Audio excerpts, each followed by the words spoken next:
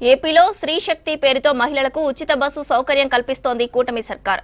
15 August సందర్భంగా ఉచిత bus పథకాన్ని సీఎం చంద్రబాబు లాంచ్ చేశారు. ఉచిత బస్సు వల్ల 2,56,00,000 మంది మహిళలకు లబ్ధి చేకూరుతుందని అన్నారు చంద్రబాబు. స్వాతంత్ర్య దినోత్సవ రోజు ఈ పథకానికి శ్రీకారం చుట్టడం శుభ పరిణామమని చెప్పారు. మహిళలకు ఇచ్చిన మాట నిలబెట్టుకున్నామన్నారు deputy CM Pawan Kalyan. Super 6 పథకాలు సమర్థవంతంగా అమలు చేస్తున్నామని చెప్పారు. ఆవకాయ పెట్టాలన్నా అంతరిక్షంలోకి వెళ్లాలన్నా మహిళలే కీలకమన్నారు మంత్రి లోకేష్. అన్ని రంగాల్లో మహిళలు దూసుకెళ్తున్నారని చెప్పారు. మహిళలకు సాధికారత కల్పించిన ఘనత చంద్రబాబుదేనన్నారు లోకేష్.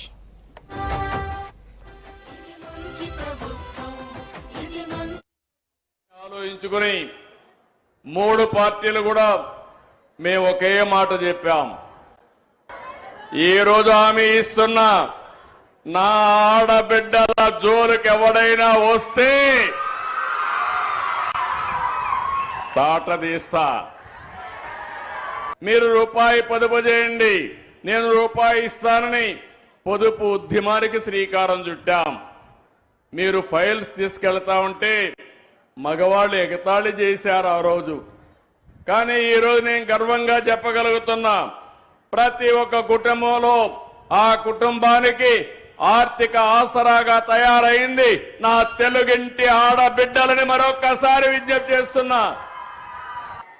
నేను ఒకటే చెప్పాను, తప్పకుండా మనసుంటే సాధ్యం, మన ఆడబిడ్డలకి ఇవ్వాలి, ఇచ్చి తీరతానని ఆ రోజు చెప్పాను, మాట నిలబెట్టుకున్నామని మరొక్కసారి విజ్ఞప్తి చేస్తున్నా.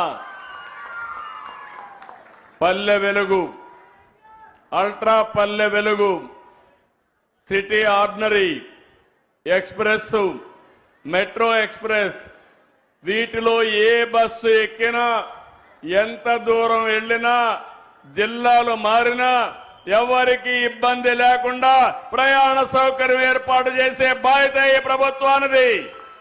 కూటమి ప్రభుత్వం ఏటా సుమారు 2,000 కోట్ల రూపాయలు ఖర్చు చేస్తా ఉంది. గత ప్రభుత్వ అస్తవ్యస్త విధానాలతోటి కుదేలైన ఆర్థిక వ్యవస్థ గాడిలో పెడుతూనే, ఒకవైపు పెట్టుబడులను ఆకర్షిస్తూనే సూపర్ 6 ని చాలా సమర్థవంతంగా ఒక్కొక్క హామీని చాలా బలంగా ముందుకు తీసుకెళ్తున్నారు. శ్రీ నారా చంద్రబాబు నాయుడు గారి నాయకత్వంలోని కూటమి ప్రభుత్వం ఇచ్చిన మాట మేరకు ప్రతి విద్యార్థి తల్లికి వందనం పథకం అమలు చేశాం. దీపం 2 పథకం కింద మహిళలకు ఇప్పుడే 2 విడత లబ్ధిదారులకు గ్యాస్ సిలిండర్లు ఉచితంగా ఇచ్చాం. స్త్రీ శక్తి పథకంతో మహిళా ప్రయాణికులకి ఉచిత బస్సు సౌకర్యం అందించేందుకు ఏపీఎస్ఆర్టీసీకి చెందిన 8,458 బస్సులు ఉచిత ప్రయాణానికి అందుబాటులో ఉంటాయి.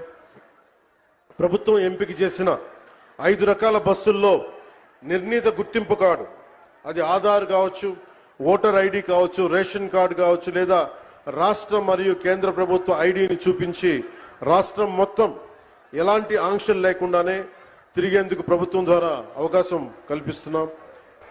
విశ్వవిఖ్యాత నట సార్వభౌమ స్వర్గీయ శ్రీ నందమూరి తారక రామారావు గారు మహిళలకి ఆస్తుల్లో సమాన హక్కు కల్పించారు. స్థానిక సంస్థ ఎన్నికల్లో మహిళలకు ఆనాడు 9% రిజర్వేషన్ ఇచ్చారు.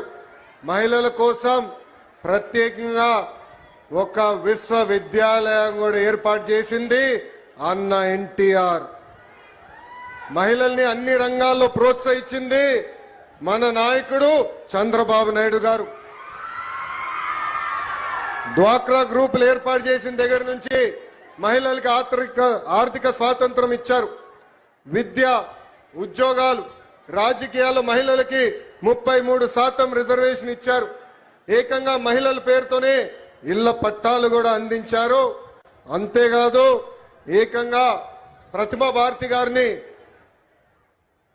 అసెంబ్లీకి తొలి స్పీకర్, మహిళా స్పీకర్ కూడా చేసింది చంద్రబాబు నాయుడు గారు.